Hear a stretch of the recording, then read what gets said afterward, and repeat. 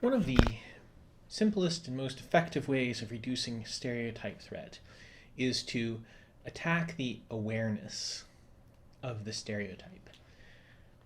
It's not likely you can remove the stereotype or change the stereotype, but you can often reduce how much people have the stereotype come to mind. So, how do we reduce awareness of a stereotype? First, let me talk about one bad way to do it. Myth busting is bad in all of its many forms. Often when people are first interested in diversity, they do a lot of bad things in the myth busting space. They will point out when somebody of a stereotypically penalized group has done well on an exam and say, ooh, our highest score was from so-and-so who is a member of group X, right? This kind of activity increases awareness of the stereotype, right? It's also bad to say, you may have heard that people with small ears are bad at computing. It's not true, because every time you say that, you implicitly tell people that the stereotype exists. It will raise awareness. Okay? If you feel it can occasionally be useful to point out this information, but you want to try to do it in as neutral a way as possible. For example, if you want to point out that members of minorities or females in your class have done well in your class compared to the class as a whole, showing the overall grade distribution so that the individuals can privately see their own position can be a way of them receiving this feedback without you saying, oh, and the girls did better than the boys, or whatever it is that you wanted to say. So you want to avoid myth busting. The biggest single thing you can do to reduce awareness, though, myth busting not being one, right? But a good thing to do is to remove triggers. Remove things that will cause people to reflect upon the stereotype as a whole. Okay? An easy one here is names and pronouns, particularly in examples you give. Okay? When you're giving an example, what names do you use? When you're using variables in your example code, do you use names? When you refer to things, do you use masculine or feminine pronouns? It turns out that almost anything you pick will be likely to remind people of some stereotype, right? If you use all male pronouns, that will stand out. If you use all female, that will stand out. If you use all genderly ambiguous names, or if you use there where you ought to use he or she, all of these things will tend to go wrong.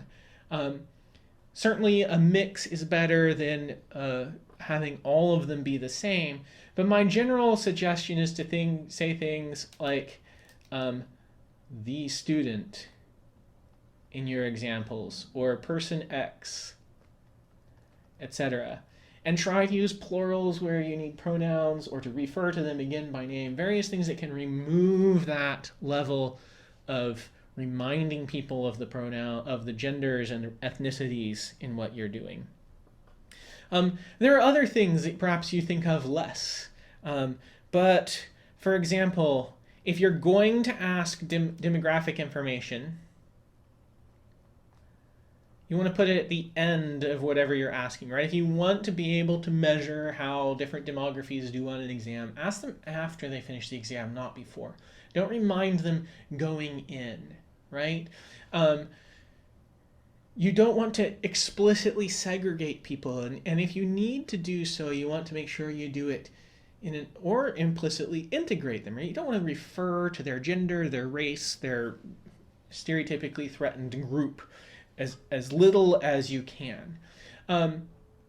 Groups are sort of an interesting mixed space. There's all kinds of different ideas about balancing the participation in groups or so on. And the jury is out, I would say. It doesn't appear to be a single clear answer. But one thing that tends to be true is having groups is good. In general, having groups is good for stereotypically threatened groups because it puts them in a smaller community in which they won't feel as much of a minority. And majority in group can go well if the group works almost exclusively by themselves. But if they're going to be contrasting themselves to all the other groups, they can become the ghetto group. in their own minds. Even if you don't think of it that way, they might. And so you might want to try to distribute across groups, okay? And what the right thing is appears to be fairly sensitive to the situation. There are studies suggesting both forms are good. So whatever you think, try it, pay attention, see what works. But I also want to talk in particular about a study that has to do with decor.